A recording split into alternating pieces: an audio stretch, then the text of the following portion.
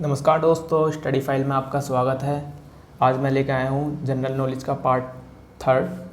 इसके अंदर हम वो क्वेश्चन डिस्कस करेंगे जो एसएससी हर साल पूछती है और प्रीवियस ईयर में पूछे गए हैं। इसके अलावा भी मैं और भी क्वेश्चन डिस्कस करूँगा जो उससे अलग हैं। तो वीडियो स्टार्ट करने से पहले आप मेरे चैनल को सब्सक्राइब कर लीजिए और बेल आइकन को भी दबा दीजिए, जिससे आपको लेटेस्ट नोटिफिकेशन मिलती रहे। चलिए स्टार्ट करते हैं विदाउट फर्दर अडू। पहला क्वेश्चन है कि इनमें से कौन सा बैलेंस ऑफ पेमेंट के अंडर नहीं आता है। तो आपको पहले पता होना चाहिए कि बैलेंस ऑफ पेमेंट होता क्या है। तो बैलेंस ऑफ पेमेंट होता है जितनी भी जो मॉनेटरी ट्रांजैक्शन होती हैं किसके बीच में, अपनी मतलब उस कंट्री जैसे इंडिया और बाकी जो रेस्ट ऑफ वर्ल्ड है उस कंट्री के बीच में जितनी भी ट्रांजैक्शन होती है उसको बैलेंस ऑफ पेमेंट के अंडर लिया जाता है। अब जो पेमेंट होती हैं वो तीन तरह की हो सकती हैं। किस टाइप की? Current account, capital account. और इनके अंदर भी काफ़ी चीज़ों में मतलब एक्सप्लेनेशन दे रखी है कि जो कैपिटल अकाउंट और करंट अकाउंट के अंदर क्या क्या आते हैं।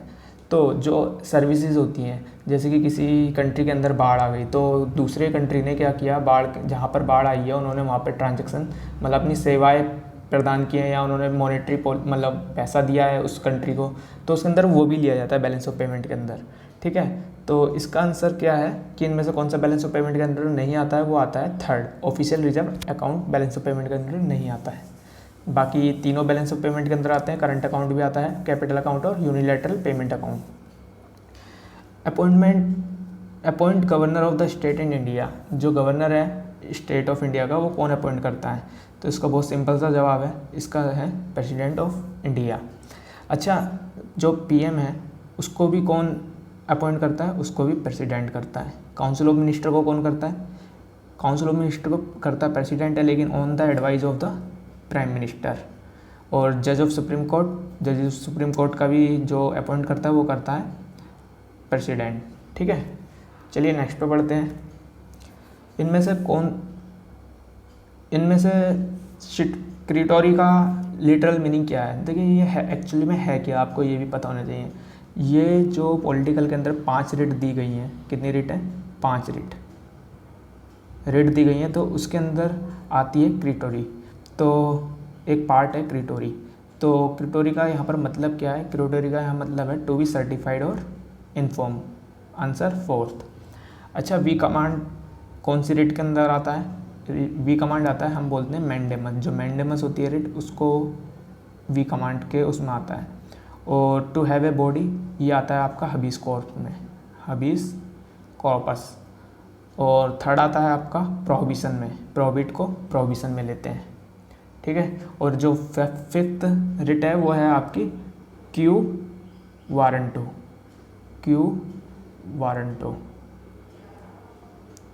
क्लियर।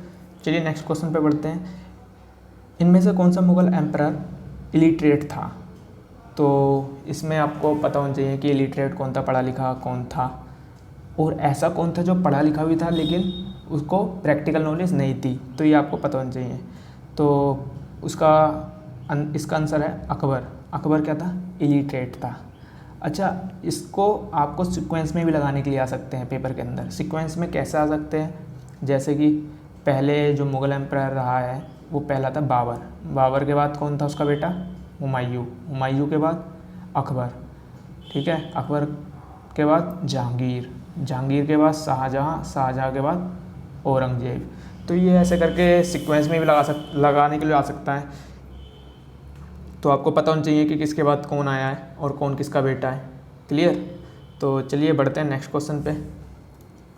इनमें से आज़ाद हिंद फौज की खोज किसने की थी? मतलब कहाँ हुई थी और किसने की थी, ये भी आपको पता होना चाहिए। इसका आंसर है फर्स्ट, सिंगापुर में हुई थी आज़ाद हिंद फौज की खोज। ये की थी सुभाष चंद्र बोस ने। कब किया था ये? 1943 के अंदर। नेक्स्ट है state of Malacca separate 2 island masses. State of Malacca 2 land को अलग करती है, तो वो कौन सी है? देखिए स्टेट होती क्या है? स्टेट एक ऐसा पॉइंट होता है जहाँ पर जो लैंड को तो अलग करता है, सेपरेट करता है लैंडों को, लेकिन जो वाटर बॉडीज़ हैं उनको क्या करता है? कनेक्ट करता है। क्लियर। स्टेट क्या करता है? वाटर बॉडीज़ को कनेक्ट करता है और लैंड्स को सेपरेट करता है।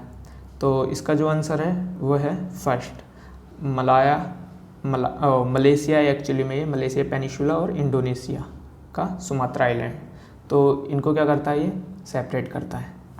और ऐड किसको करता है, कौन से ओशियन को करता है, ये भी आपसे पूछा जा सकता है। ये ऐड करता है इंडियन ओशियन को और पैसिफिक ओशियन को। अच्छा, आप एक बात बताइए, straight of Gibraltar, straight of Gibraltar कौन से लैंड्स को अलग करता है, कौन सी दो कंटिनेंट है जो उनको अलग करता है, स्ट्रेट ऑफ जिब्राल्टर। क्लियर। चलिए नेक्स्ट पे बढ़ते हैं। Latitude pass through Sikkim also pass through, जो लैटिट्यूड है वो पास करती है सिक्किम से, बल्कि और भी एक और स्टेट से पास करती है। तो इसका आंसर बताइए। इसका आंसर है राजस्थान। इसका आंसर है राजस्थान। जो लैटिट्यूड होते हैं वो कैसी शेप में होते हैं, देखिए लॉन्गिट्यूड और लैटिट्यूड होता है हॉरिजॉन्टल और लॉन्गिट्यूड होता है वर्टिकल में। Clear. Which of the following is not a plant hormone, इनमें से कौन सा प्लांट हार्मोन नहीं है? इनमें से जो है थायरोक्सिन प्लांट हार्मोन नहीं है, बाकी तीनों प्लांट हार्मोन है, गिबरेलिक, ऑक्सिन और साइटोकिनिन। थायरोक्सिन कौन सा मतलब हार्मोन है? थायरोक्सिन जो निकलता है वो निकलता है थायराइड ग्लैंड से, थायराइड ग्लैंड से। सही है। चलिए नेक्स्ट पे बढ़ते हैं। Nephron related to which of the system of human body, nephron किससे रिलेटेड है? सिंपल सी बात है, जो नेफ्रॉन है वो है किडनी से रिलेटेड, और किडनी का काम क्या होता है? एक्सक्रीटरी सिस्टम का। नेक्स्ट है इनमें से मैच करना है कि कौन सा सही है कौन सा गलत है। तो आपको बताना है, चाइना में ग्रेट वॉल ऑफ चाइना है, ठीक है। भूटान में पारो ताक्सांग, ठीक है। नेपाल में पशुपतिनाथ टेम्पल, ठीक है। श्रीलंका में पद्मस्वामी टेम्पल नहीं है, ये रॉन्ग आंसर है आपका। क्लियर। तो ये तो कुछ क्वेश्चन एसएससी के द्वारा जो पूछे गए थे और बहुत इंपॉर्टेंट क्वेश्चन हैं जो आगे भी आ सकते हैं। तो इसी के साथ 2-3 और मैं ऐड करना चाहता हूँ क्वेश्चन। तो which vitamin is obtain from sun rays, इनमें से कौन सा विटामिन है जो सन रेज से ऑब्टेन किया था? यह विटामिन डी। और आप बता सकते हो कि इसमें विटामिन ए को क्या बोलते हैं?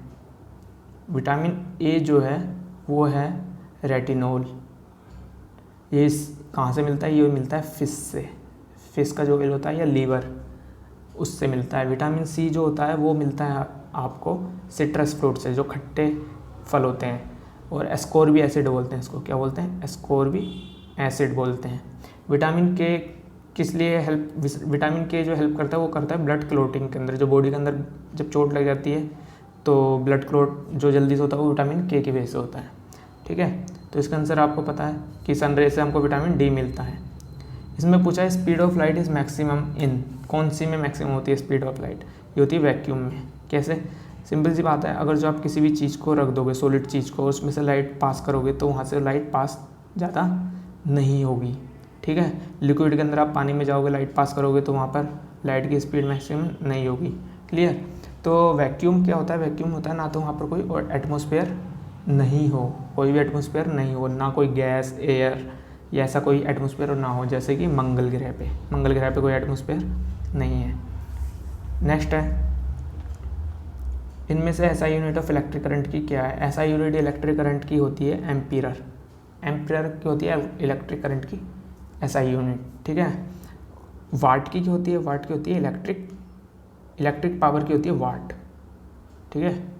जो हम अपनी देखते हैं मीटर के अंदर किलोवाट आवर। आप बता सकते हो कि 1 किलोवाट आवर में कितने वाट होते हैं?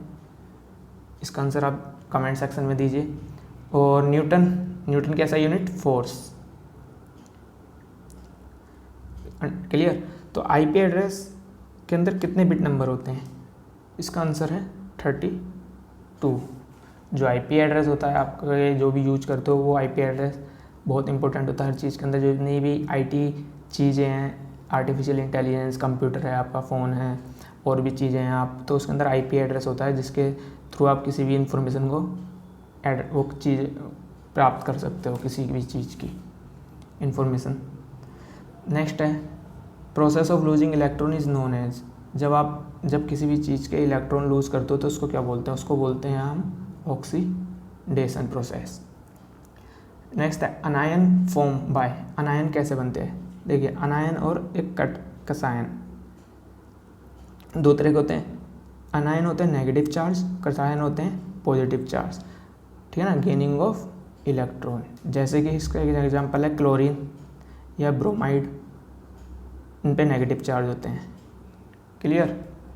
चलिए नेक्स्ट पे है which among the following is the major cause of acid rain. Acid rain किससे होती है? देखिए एसिड रेन जो होती है वो होती है नाइट्रोजन डाइऑक्साइड से। ये है इसका थर्ड आंसर।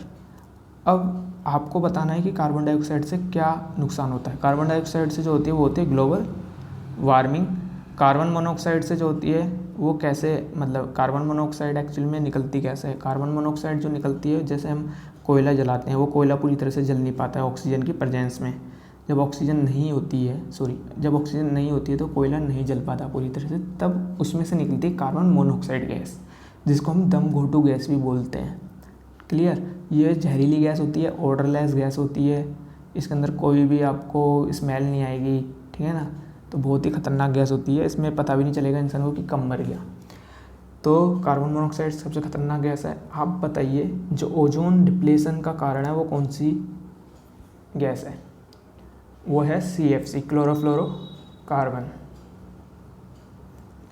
साई परनीत कौन से स्पोर्ट से बिलोंग करता है? साई परनीत करता है बैडमिंटन से। तो ये थे कुछ SSC द्वारा पूछे गए question.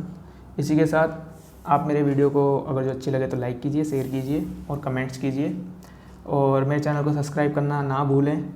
Thanks for watching, have a nice day.